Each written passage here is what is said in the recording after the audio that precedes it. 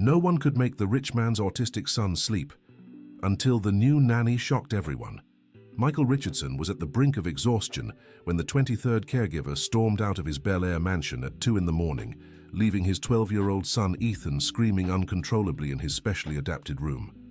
For 4 years, ever since the accident that left the boy wheelchair-bound and worsened his autistic condition, the successful real estate tycoon hadn't had a single full night's rest. Ethan simply wouldn't sleep, and when he didn't, the entire house remained in torturous wakefulness. The screams echoed through the mansion's halls, pierced the thick walls, and reached the neighbor's house, prompting 3 complaints to City Hall. Michael wandered the house like a ghost, his eyes red from exhaustion, his suit wrinkled from the meeting that had ended just hours earlier. His company was losing important contracts because he could no longer focus. It was on a grey Tuesday morning that Emily Taylor appeared at the mansion's gate. She was only 28, her brown hair tied in a simple ponytail, wearing a grey dress with a white collar that had once belonged to her mother. She had no printed resume, no references from wealthy families, just a handwritten recommendation letter from a middle-class former employer, and a timid smile that couldn't hide the determination in her brown eyes. Michael nearly turned her away at the door. He was expecting the specialized caregiver arriving from New York at the end of the week, with international credentials and scientifically proven methods. But something about the way Emily looked at the house, as if she could hear Ethan's screams even through the closed windows, made him hesitate. "You have a special son, don't you?" she asked before Michael could even speak. "How did you know?" he replied, surprised. "Because I recognized that sound. My little sister was the same way." The simple, direct answer disarmed him. Every other caregiver had come armed with theories and methodologies, talking about techniques from Europe and Asia, but none had shown such immediate understanding. Without quite knowing why, he invited her inside. The house was immaculate, filled with imported furniture and decor by a famous designer, but there was something cold about it, as if all the beauty couldn't mask the exhaustion that seeped into every room. Emily walked down the main hallway, observing the details, the marks on the walls where the wheelchair had scraped, the medical equipment discreetly placed, the ramp replacing the staircase steps. When they reached Ethan's room, they found the boy in the middle of a meltdown. He was in his specialized chair, slapping his hands against the metal armrests, letting out high-pitched sounds that made Michael clench his fists. 2 household staff, the housekeeper Margaret and the cook Betty, watched helplessly from the doorway. Emily didn't hesitate. She walked into the room without asking permission and, to Michael's horror, sat on the floor beside Ethan's chair. Instead of trying to calm him with words or distract him with toys, she simply began mimicking the sounds he was making. Michael was shocked and moved to intervene, but Margaret held his arm. "Wait, Dr. Michael. Look at the boy." For the first time in weeks, Ethan had stopped screaming to stare at someone. His blue eyes, usually lost in some distant place, were fixed on Emily. She continued the strange ritual for nearly an hour, alternating between mimicking his sounds and making small hand gestures. Gradually, Ethan calmed, until finally his eyes closed and he fell asleep in the chair. Michael couldn't hold back his tears. He had spent a fortune on specialists, imported extremely expensive equipment from Europe, tried every method known to medicine, and that simple young woman had achieved in 1 hour what no one had managed in years. "How did you do that?" he asked, his voice choked. Emily smiled, but there was sadness in her eyes. "Every special child has their own language. We just need to learn how to speak it." Michael decided to hire her on the spot, against the opinion of his mother, Dorothy, who visited the house every Sunday and had strong opinions about everything. The 70-year-old woman had raised Michael alone after her husband died in a work accident and didn't hide her distrust of people she considered unqualified. In the first few days, Emily established a completely different routine in the house. She arrived at 6 in the morning and spent the first hours just observing Ethan, jotting down in a simple notebook the times of his episodes, what agitated him, what calmed him. She refused to use the imported therapeutic equipment in the room, preferring simple objects she brought from home. Rattles made from plastic bottles, blankets with different textures, even old pots that made interesting sounds. Margaret, who had worked in the house for 10 years, didn't hide her indignation. "Dr. Michael, this is unprofessional. You can't let the boy play with old pots when there's all this expensive equipment here." But Michael was seeing results. Ethan had slept 3 nights in a row, something that hadn't happened in months. The boy had even smiled twice, a small but genuine smile his father hadn't seen since before the accident. Emily also introduced changes to Ethan's diet. Instead of the imported organic purees that cost a fortune, she prepared simple but flavorful foods, textures he could explore with his hands without frustration. Betty, the cook, initially resisted the changes, but ended up fascinated when she saw Ethan eating willingly for the first time in months. Dear listener, if you're enjoying the story, take a moment to like and especially subscribe to the channel. It helps us a lot as we're just starting out. Now, continuing. The first serious conflict happened when Dorothy made her Sunday visit. The woman arrived at the house and found Ethan in the garden, out of his wheelchair, sitting on a blanket on the ground, while Emily helped him explore different textures of leaves and stones. The boy was laughing, a sound Dorothy hadn't heard in years, but her reaction was panic. "Michael, what's happening here? Why is my grandson on the ground, and where are the safety devices?"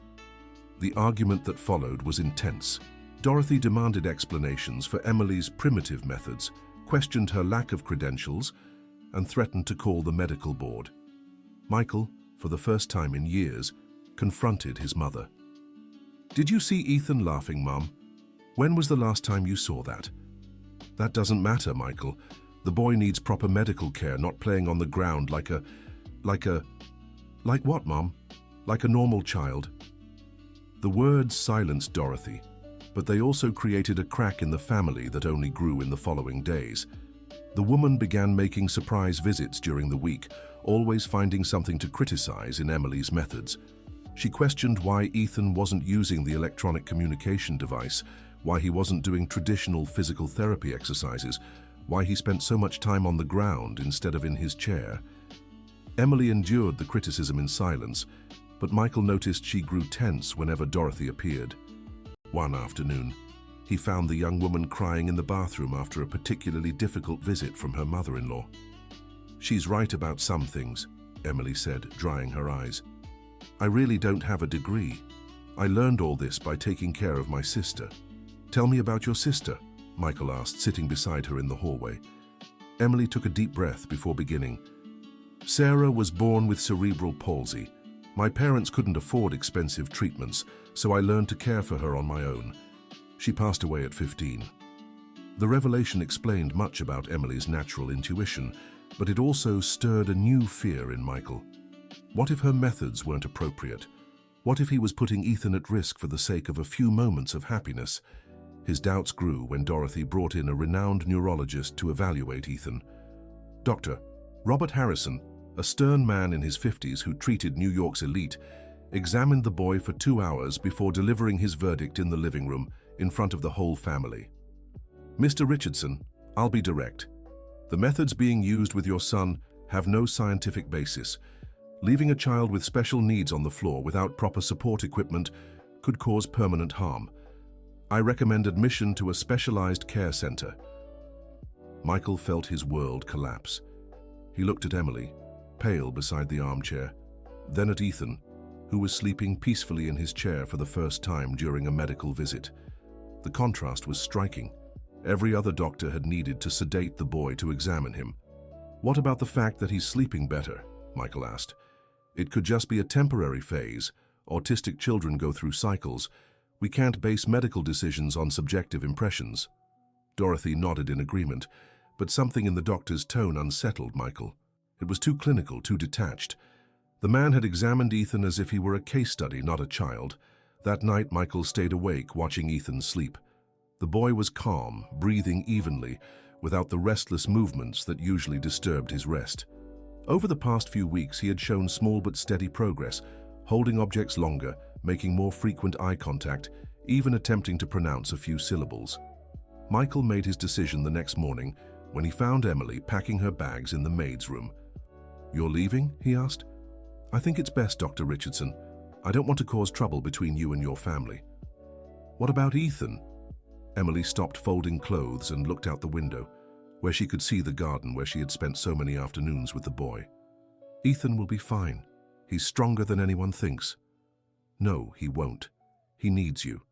He needs someone qualified." "Your mother is right." Michael sat on the narrow bed and, for the first time since Emily had arrived, spoke about his deepest fears. "You know what I'm most afraid of? That my son will die without ever having truly lived.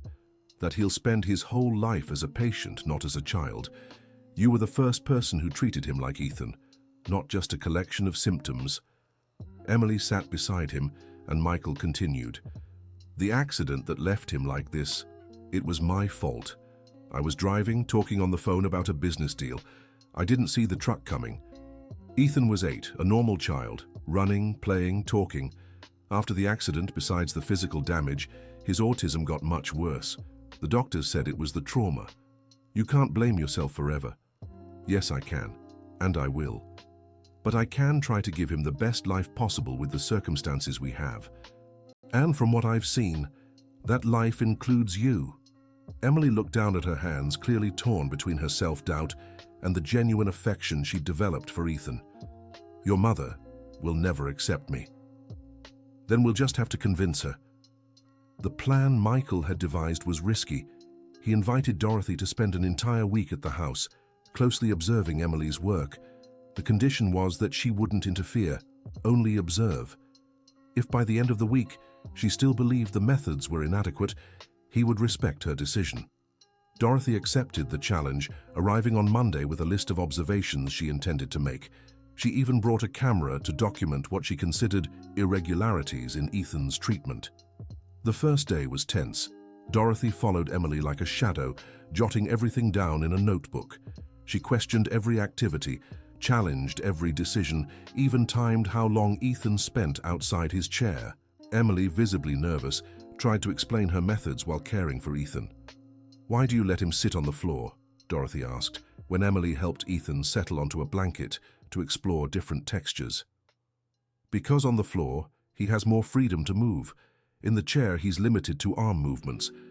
On the floor, he can use his whole body to express himself. What if he gets hurt? I'm always right beside him. And look." Emily pointed to Ethan, who was smiling as he ran his hands over a velvet texture. "When was the last time you saw him this relaxed?" Dorothy didn't answer, but Michael noticed she had stopped writing in her notebook. The second day brought an unexpected revelation. Ethan, who usually grew restless around too many people, began seeking Dorothy's attention.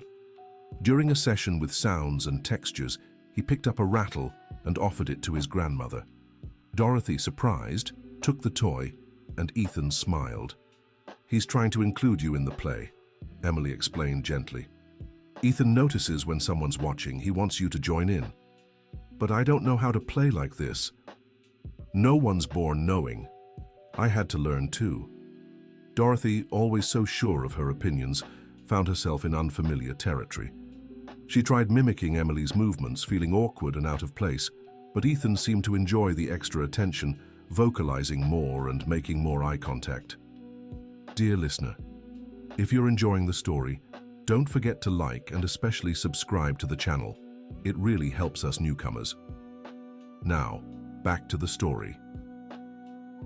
On the third day, something happened that changed everything. Dorothy was alone with Ethan in the garden while Emily prepared a snack. The boy sat in his chair, watching the clouds, when he began making sounds of distress. Dorothy panicked, unsure whether to call Emily or try calming her grandson herself. Remembering what she'd observed the past few days, she knelt beside the chair and began imitating Ethan's sounds, feeling ridiculous but willing to try. To her surprise, Ethan turned his head toward her and gradually calmed down. When Emily returned with the snack, she found grandmother and grandson sharing a quiet moment of connection. Dorothy was humming a song from Michael's childhood, and Ethan seemed mesmerized by the melody. Emily lingered in the doorway, not wanting to interrupt. "How did you know what song to sing?" Emily asked afterward.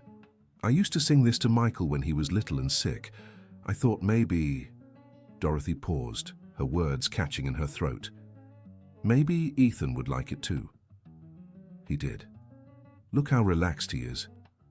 Dorothy gazed at her grandson, who had fallen asleep in his chair with a faint smile on his lips. It was the first time she'd managed to calm him on her own. "Emily, can I ask you a personal question?" "Of course." "Why did you choose this work? It can't be easy caring for special children." Emily took her time answering, choosing her words carefully. "Because they taught me there are many ways to love and be loved. My sister could never speak, but she told me, 'I love you' in 1,000 different ways every day." The conversation was interrupted by Michael, who had come home early from work to be present for Emily's evaluation. He found his mother and the caregiver talking quietly while Ethan slept, a scene that would have seemed unthinkable just a week earlier. On the 4th day, Dorothy surprised everyone by asking to learn some of Emily's techniques. She wanted to better understand how to communicate with Ethan, how to interpret his signals, and how to engage with his world more effectively. Emily, patient and kind, taught Dorothy the basics of what she had learned from caring for Sarah. She explained how nonverbal communication was essential, how small gestures could convey safety, and how a calm presence mattered more than any fancy equipment. "The first thing is to understand that Ethan isn't broken," Emily explained. "He just functions differently. It's like he speaks a language we don't know. Our job is to learn his language, not force him to speak ours." "But what about medical treatments, the therapies?" "They're important too, but they can't be the only thing. Ethan needs to feel loved and accepted first. The treatments come after." Dorothy absorbed every word, asking questions that revealed a profound shift in her perspective. For the first time, she saw Ethan not as a patient who needed fixing, but as a grandson who needed understanding. The 5th day brought the ultimate test. Michael had to travel to New York for an urgent meeting, leaving Ethan in Emily's and Dorothy's care. It was the first time the two had been solely responsible for him for an extended period. The morning started well, but at lunchtime, Ethan had one of his most intense meltdowns. He began screaming and thrashing in his chair, hitting his hands against the metal armrests so hard Dorothy feared he'd hurt himself. Emily tried all her usual techniques, but nothing worked. Ethan was clearly distressed by something, but she couldn't figure out what. Seeing Emily's struggle, Dorothy stepped in. "What usually sets him off like this?" "Changes in routine, strange noises, sometimes even weather shifts," Emily explained, trying to stay calm. "But today, everything's normal." Then Dorothy had an insight. She remembered that Michael always called home at lunchtime to check on Ethan. With him traveling, the call hadn't happened. "Emily, do you think he's missing his father?" The question made sense. Ethan had built a routine of hearing his father's voice on the phone at the same time every day. The disruption might have triggered the meltdown. Emily called Michael, explained the situation, and put the phone on speaker near Ethan. The familiar sound of his father's voice, even from a distance, had an immediate effect. Ethan stopped screaming and turned his head toward the sound. "Hey Ethan, Daddy's here, just far away today, but I'll be back soon. Grandma Dorothy is there with you, right? And Emily too." Ethan didn't respond with words, but his movements grew less frantic. Inspired, Dorothy began humming the song she'd discovered the day before. The combination of his father's voice and his grandmother's singing created a sense of safety that completely calmed Ethan. When Michael returned that night, he found a scene he would never forget. Ethan was asleep on the living room couch, his head resting on Dorothy's lap as she quietly read a magazine. Emily sat in the armchair beside them, knitting a colorful scarf. "How did it go?" Michael whispered. "He had a crisis during lunch," Dorothy replied, stroking her grandson's hair, "but we managed to calm him down together." The word "together" didn't go unnoticed by Michael. It was the first time Dorothy had included Emily as part of the team caring for Ethan. On the last day of the observation week, Dorothy made a request that surprised everyone. She wanted to learn how to prepare some of the special meals Emily made for Ethan, simple recipes the boy loved. In the kitchen, while Betty watched amused, Dorothy tried to recreate the cinnamon sweet potato mash that was one of Ethan's favorites. Her hands, accustomed to running charity galas and managing the household efficiently, fumbled with basic cooking tasks. "It's not turning out the right color," she complained, looking at the orange mixture in the pot. "The color doesn't matter," Emily laughed. What matters is the love you're putting into it. Love? It's just food. Not for Ethan. Everything we do for him is a way of showing he matters, that we care enough to learn what he likes. Dorothy stopped stirring the mash and looked at Emily thoughtfully. Do you really believe all this makes a difference? These little things? I've been making special meals for him for 2 months. Yesterday was the first time he finished his plate without being encouraged. To me, that's a revolution. When they took the mash to Ethan, Dorothy insisted on giving him the first spoonful. The boy tasted it, made a face. Dorothy had overdone the cinnamon but kept eating. In the end, he finished half the plate, more than he usually ate. Did he like it? Dorothy asked anxiously. He finished it, didn't he? Emily smiled. For Ethan, that means he liked it a lot. That night, Dorothy asked for a private talk with Michael.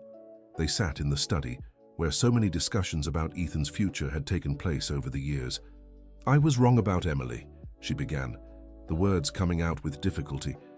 Not about her lacking degrees or traditional training. On that, I still stand my ground, but I was wrong about what really matters to Ethan. Michael waited in silence, knowing his mother needed time to gather her thoughts. These days reminded me of when you were little and got sick. I didn't have nursing training, but I knew exactly what you needed. A hug, a song, food made with care. Why did I think it would be different with Ethan? Because his case is more complex, Mum. It's natural you felt unsure. No, Michael, it's because I was afraid I couldn't help him, that I wouldn't be a good grandmother to a special child. It was easier to criticize Emily's methods than admit I didn't know how to connect with my own grandson. The confession moved Michael. Dorothy had always been a strong, determined woman. Admitting vulnerability wasn't easy for her. And now? Now I want to learn. I want Emily to stay. But I also want her to teach me. I want to be a real grandmother to Ethan, not just someone who visits on Sundays and brings expensive gifts he doesn't even care about. The decision was made. Emily would stay, but Dorothy would become a more active presence in Ethan's life. Starting that week, she began spending afternoons at the house, learning the routines, joining in activities, developing her own way of communicating with her grandson. The first month of the new family dynamic brought surprising discoveries. Ethan, who had always resisted change, adapted well to his grandmother's more frequent presence. Dorothy, in turn, proved to be a dedicated student, taking detailed notes on her grandson's preferences and needs. But the real transformation happened on a rainy winter afternoon. Ethan was particularly agitated because of the changing weather, and neither Emily nor Dorothy could calm him down. That's when Michael came home from work and found the two of them sitting on the bedroom floor, exhausted after 2 hours of trying to manage the meltdown. "Let me try," Michael said, taking off his suit jacket and sitting on the floor beside his son. "Dr. Michael, you'll get your clothes dirty," Margaret protested from the doorway. "It doesn't matter." Michael had watched Emily working with Ethan hundreds of times, but had never directly participated. He always came home after the sessions were over, only seeing the results. For the first time, he decided to step into his son's world the way Emily had taught. He started by mimicking the sounds Ethan made, feeling ridiculous, but determined to try. Ethan stopped thrashing for a moment and looked at his father with curiosity. It was rare for Michael to be on the floor, at eye level with him. "That's it, Dr. Michael," Emily encouraged. "Now try making eye contact with him." Michael looked into his son's blue eyes, trying to convey calm and reassurance. Ethan held his gaze for a few seconds before looking away, but it was longer than he usually managed. "He's responding," Dorothy observed, surprised. Slowly, Ethan began to calm down. Michael stayed on the floor with him, following Emily's guidance, discovering a completely new way to connect with his son. When Ethan finally fell asleep, Michael remained by his side for a few more minutes, taking in the experience. "How do you do this every day?" he asked, getting up with difficulty. "We learn to see Ethan, not his disability," Emily replied. "You just did the same thing." That night, Michael made a decision that would change the family's dynamic forever. He would start actively participating in Ethan's care, not just as a father who provided financially, but as someone learning to communicate in his son's language. The change wasn't easy. Michael had to reorganize his work schedule, delegate more responsibilities, and accept that some days he'd arrive at the office with wrinkled clothes from spending the morning on the floor with Ethan. But the results were worth every sacrifice. Ethan began showing more affection, seeking out his father when he was upset, even attempting to vocalize when Michael came home. The bond that formed between them was unlike anything Michael had imagined possible. But it was during Emily's 4th month of work that something truly extraordinary happened. Ethan was going through a particularly rough patch, with more frequent meltdowns and irregular sleep. Emily suspected something was bothering the boy, but couldn't figure out what. The answer came unexpectedly during a routine medical checkup. Dr. Robert Harrison, who had criticized Emily's methods months earlier, was called in to re-evaluate Ethan. But this time, his attitude was different. "I must admit I'm impressed with the progress," he said, watching Ethan interact with Emily during the exam. "The level of non-verbal communication has improved significantly." "Does that mean the methods are working?" Michael asked. "Working is a complicated word. Let's say they're producing measurable positive results. But there's something else I need to discuss with you." The doctor explained that he had been studying cases similar to Ethan's and discovered that some children with autism worsened by physical trauma could show significant improvement when exposed to specific sensory stimuli, exactly the kind of work Emily was doing. "What I'm trying to say is that perhaps we should integrate traditional methods with the techniques Miss Emily has developed, a hybrid approach." The proposal was revolutionary for a traditional physician like Dr. Harrison. Michael was surprised, but Emily seemed hesitant. "Doctor, I don't have the training to work with traditional medical methods." "No, but you have something equally valuable: results. I'm proposing you work alongside a team of physical therapists and speech therapists, not that you be replaced by them." The idea of forming a multidisciplinary team centered around Emily's methods was tempting, but it brought new challenges. Michael would have to hire professionals willing to work unconventionally, and Emily would have to learn to coordinate her work with other specialists. The decision was made gradually. First, they hired a young, open-minded physical therapist, Jessica, who showed interest in integrating sensory techniques with traditional work. Then came a speech therapist, Kimberly, who had experience with alternative methods in other cases. Dear listener, if you're enjoying the story, don't forget to like and especially subscribe to the channel. It helps us a lot as we're just starting out. Now back to the story. Forming the team wasn't without conflict. The professionals arrived with their established methodologies and had to adapt to Emily's unique style. There were debates over schedules, techniques, even the order of daily activities. "Emily, we need to set measurable goals," Jessica explained during a team meeting. "We can't just see what happens." "But Ethan's goals aren't the same as other patients," Emily replied. "He needs to feel safe first. Then we can think about benchmarks. How will we know if he's progressing without parameters? By watching him, listening to him. Ethan tells us when he's doing well. We just need to learn his language." Kimberly, who had worked in specialized care centers, was intrigued by Emily's approach. "Could you teach me some of these observation techniques? I've never seen anything like this in my training." "Of course. But it's not a technique, it's more a way of being present." The integration process took months, but gradually the team found a rhythm that worked. Emily remained the primary coordinator of care, but now she had technical support for specific areas. Ethan, initially resistant to the changes, eventually adapted to the new professionals. Teamwork brought accelerated progress. Ethan began using basic gestures to communicate, developed better motor coordination, and, to everyone's joy, started sleeping 8 hours straight most nights. But the most important moment came one December afternoon. Michael was in the garden watching a session when Ethan, who had been exploring different textures, picked up a dried leaf and walked over to where he was sitting. It was the first time the boy had taken direct social initiative, offering something to someone unprompted. Michael took the leaf with tears in his eyes, understanding that this simple gesture represented a revolution in his son's ability to communicate. Ethan smiled, a full conscious smile, and returned to his activities. "He's trying to share something he found beautiful with you," Emily observed. "It's a very sophisticated form of social communication." That night, Michael called his ex-wife Jennifer, who had moved abroad after the accident, and maintained only sporadic contact with Ethan. The conversation was difficult. She had built a new life far from her son's struggles, but Michael felt he needed to share the progress with someone else who loved Ethan. "He offered me a leaf today," Michael shared, knowing how strange the phrase would sound to anyone unfamiliar with the situation. "And that's good?" Jennifer asked, clearly uncomfortable with the topic. "It's extraordinary, Jennifer. It means he's developing empathy, wants to share experiences. It's something the doctors said might never happen." There was silence on the other end of the line.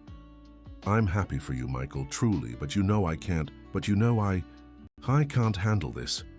I know. I just wanted someone who also loves him to know he's improving." The conversation ended with Jennifer's promise to try visiting them next year, a promise they both knew would likely go unfulfilled. But Michael felt good about sharing Ethan's progress with his mother, even if from a distance. The following months brought more progress and new challenges. Ethan was growing up, becoming a teenager, and his needs were constantly changing. The team had to adapt, develop new approaches, and face the typical difficulties of adolescence, now intensified by his special condition. But the biggest change happened within Michael himself. The successful businessman who had once prioritized meetings over time with his son now organized his schedule around Ethan's needs. His company had adjusted to this new reality, with much of the work done from home and meetings rescheduled when necessary. "Mr. Michael, you've changed a lot," Margaret remarked one afternoon, watching him help Ethan with a coordination exercise. "For better or worse?" "For much better. You seem more like a father." The housekeeper's simple observation touched Michael deeply. He had spent years trying to be the perfect provider, the father who solved problems with money and resources. Now he was learning to be the father Ethan truly needed, present, patient, willing to step into his world. The Richardson family's transformation became known in Michael's social circle. Other parents of special needs children began seeking him out for advice, eager to learn about Emily's methods. Initially hesitant, she started giving informal talks at support groups. "I'm not an expert in anything," she always began her presentations. "I just learned to listen to what the children are trying to tell us." Emily's talks grew in popularity, but she always refused payment or formal recognition as a therapeutic method. To her, every child was unique and needed an individual approach. It was during one of these talks that something happened to change the course of their story. A woman in the audience, visibly emotional, approached Emily afterward. "I need to speak with you," she said, hands trembling, "about your sister Sarah." Emily paled. No one knew details about Sarah beyond what she had shared with Michael and Dorothy. "Who are you?" "My name is Nancy Wilson. I was a nurse at the hospital where Sarah was admitted before the end." Emily sank heavily into a nearby chair. She had never met anyone who knew Sarah personally, aside from family. "You remember her?" "How could I forget? Sarah Wilson, 15 years old, cerebral palsy. But there's something you need to know about what happened to her." Nancy glanced around, making sure they were alone. "Sarah didn't die from complications of cerebral palsy, like they told your family. She had a severe allergic reaction to a medication given by mistake. The hospital covered it up. Emily's world collapsed. For 13 years, she had carried the guilt of failing to save her sister, had developed her alternative methods because she believed traditional medicine had failed Sarah. Discovering it had been a medical mistake changed everything." "Why are you telling me this now?" "Because I saw your work with special needs children and realized you developed something extraordinary while trying to honor Sarah's memory. But you deserve to know the truth, and you deserve to stop blaming yourself." Emily returned home deeply shaken. Michael immediately noticed something was wrong, and after much insistence, she told him about her encounter with Nancy. The revelation shattered the very foundation upon which Emily had built her career as a caregiver. "Maybe I've been doing everything wrong," she said, crying. "Maybe Sarah was receiving the right treatment, and I should have trusted the doctors more." "Emily, look at Ethan," Michael replied, pointing to the boy sleeping peacefully in the living room. "Do you really think you're doing something wrong?" I don't know anymore. I'm so confused. Then let me tell you something. When Ethan was born, I thought I knew exactly how to raise him. I had plans, expectations, dreams. The accident destroyed all of that. For 4 years, I tried to fix my son as if he were a failed business. You taught me I was trying to solve the wrong problem. Emily stopped crying to listen. The problem wasn't Ethan. The problem was me not knowing how to love him the way he needed to be loved. You taught me that. And it wasn't because Sarah died one way or another. It was because you learned to see every child as a whole person, not just a set of limitations. The conversation lasted all night. Michael shared his own guilt and fears with Emily, and she spoke about the pressure to always get it right, the fear of not being enough. In the end, they reached a simple conclusion. The work they were doing with Ethan had value, regardless of the circumstances that had brought them there. Emily's personal crisis ended up strengthening her work. She decided to study more, take training courses, and learn about traditional methods to better integrate her intuitive knowledge with scientifically proven techniques. Not to replace her approach, but to refine it. Ethan, now 14, continued to progress. He had developed a vocabulary of gestures that allowed basic communication, showed affection clearly, and had learned to regulate his emotions better. He still had occasional episodes, still needed special care, but he had become more connected to himself and the world. The relationship between Michael and Dorothy had also transformed. The woman who once criticized her son's every decision had become his greatest ally in caring for Ethan. She had not only learned to accept her grandson's condition, but to celebrate his unique achievements. "You know what I love most about Sundays now," Dorothy said to Michael one sunny afternoon. "What?" "That I don't have to pretend everything's fine anymore. Ethan is special, he has different needs, and that's okay. Before, I'd get tense trying to make him act normal so others wouldn't notice. Now I feel proud when he shows affection in his own way." Dorothy's acceptance had created a more relaxed family environment for everyone.